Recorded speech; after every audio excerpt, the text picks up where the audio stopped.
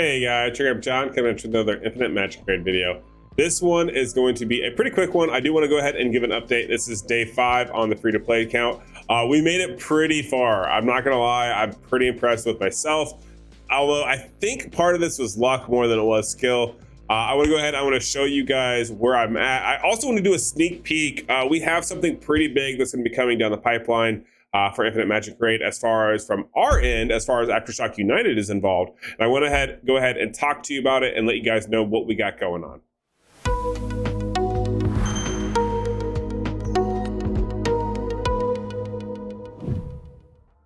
All right, so for those of you that are curious, what is the potential major update coming down the pipeline? We're actually working on an Aftershock United tier list. Now, for those of you who don't understand what that means, I am a part of Aftershock United. We are a kind of a bigger conglomerate as far as we're trying to become a more bigger conglomerate. It's a group of us that are content creators, right? We have Kyra Mobile, we have Jake Giggs, we have Belchuk Gaming, we have Chosen, who just started playing Infinite Magicraid, we have Darth Microtransaction, who just started playing Infinite Magicraid.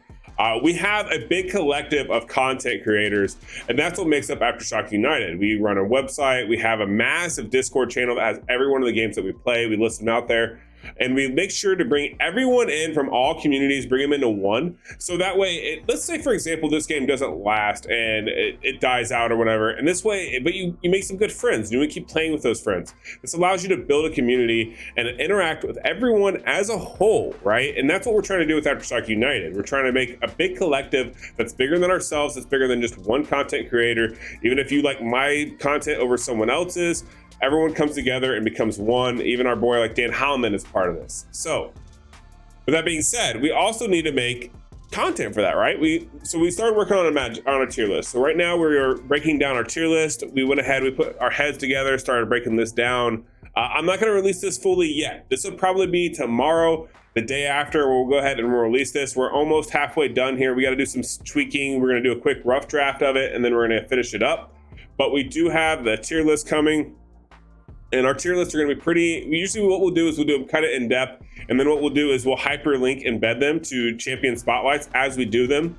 So definitely stay tuned. This will become kind of a Bible type thing. And even then, it may even go on the website, which who knows, if the game shows potential, we may go ahead and buy the IP address for it and put it up on the website.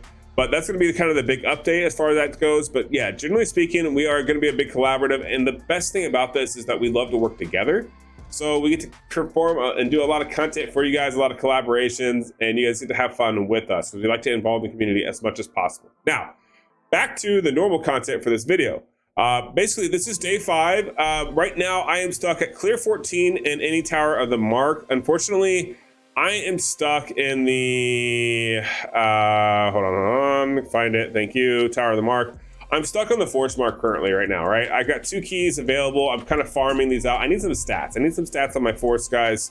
It's the best one. It's the best closest option I have. And honestly, I'm starting to realize pretty quick here, I've already made some mistakes. I'll probably make a don't do this video tomorrow or the day after because I'm starting to notice, I don't know why I thought it was a good idea to go pure speed in all these. It is great, but they're cost effective. And I'm not whaling, I'm free to play. So because I'm free to play, this doesn't make any sense to invest so much time and energy into these. Granted, you can't buy progression on these, but it also means you can't buy progression on your other champions.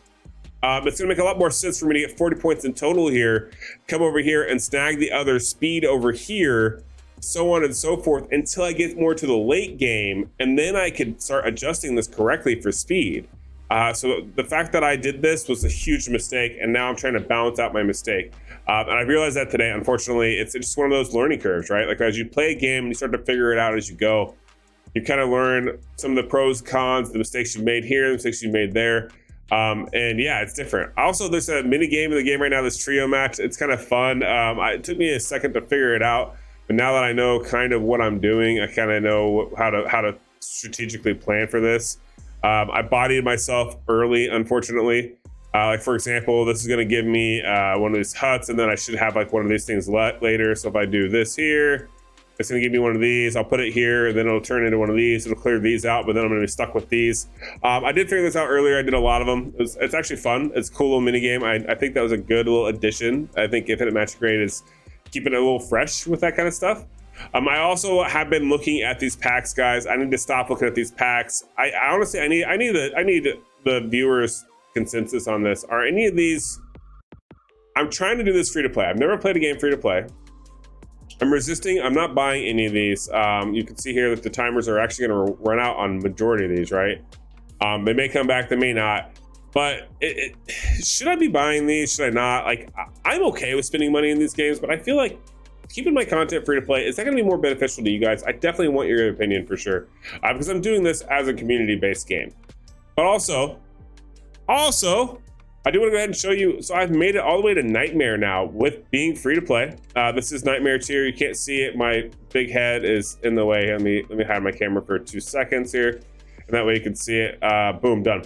Now you can see I'm in Nightmare mode right now. I'm at 5.4 is where I'm stuck at here, and or 5.3, sorry. I could probably do it now. I think I'm pretty close now that I did a little bit of upgrade, a little bit of farming. You can see I ran out of energy. I definitely hit the free-to-play wall. I've hit the free-to-play wall. I think this is about where most people said I would hit it, to be honest with you, so that's good. I think that's a good sign for my account. At least I've done some things correctly, whereas others I have not. I'm really looking forward to getting some of the forge crafting unlocked. Unfortunately, I don't have the recipe yet for Fearless set, which would be really nice, because I definitely want the crit rate, leech, and mastery. I think that's going to be huge for my account.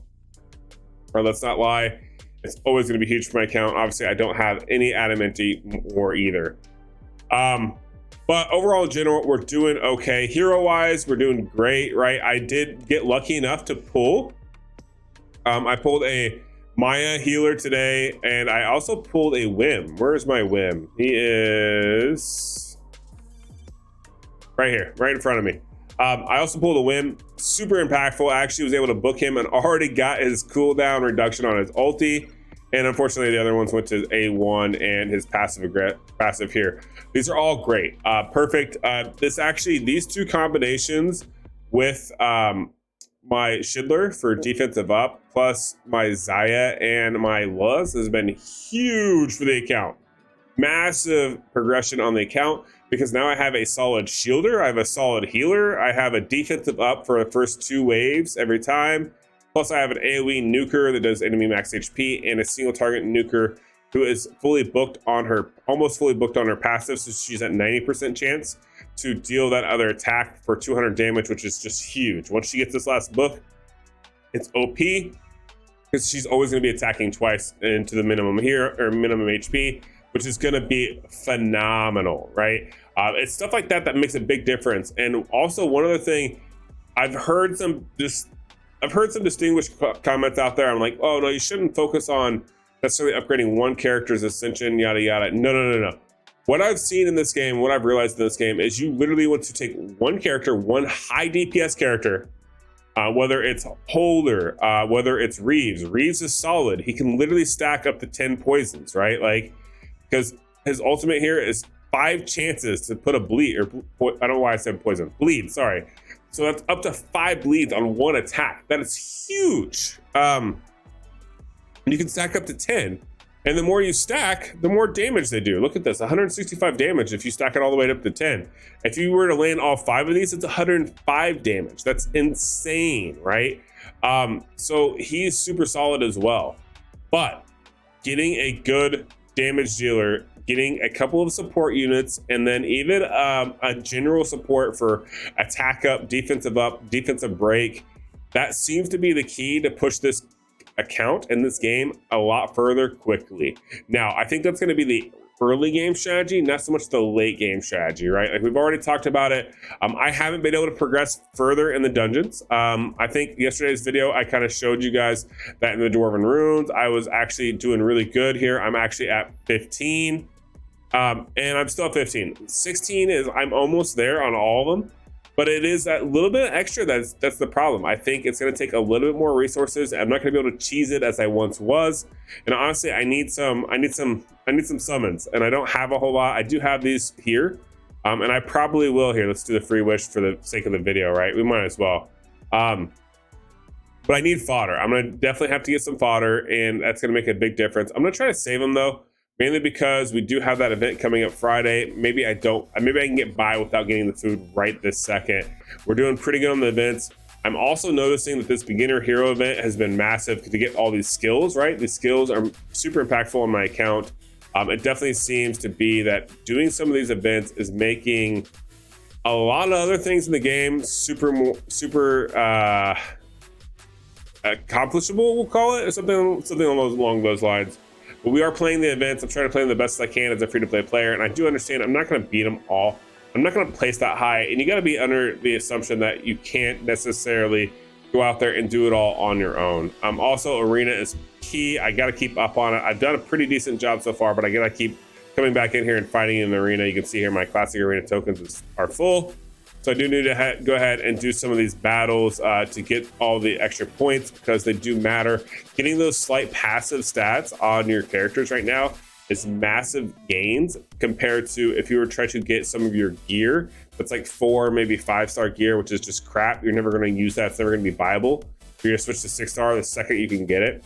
But I feel like doing arena, getting some of those talents right, and being able to come over here and then upgrade some of these class talents, these are permanent stats to your character and make a massive impact on the amount of damage and sustain that your character is going to have. So it's huge gains. That's going to do it for day 5.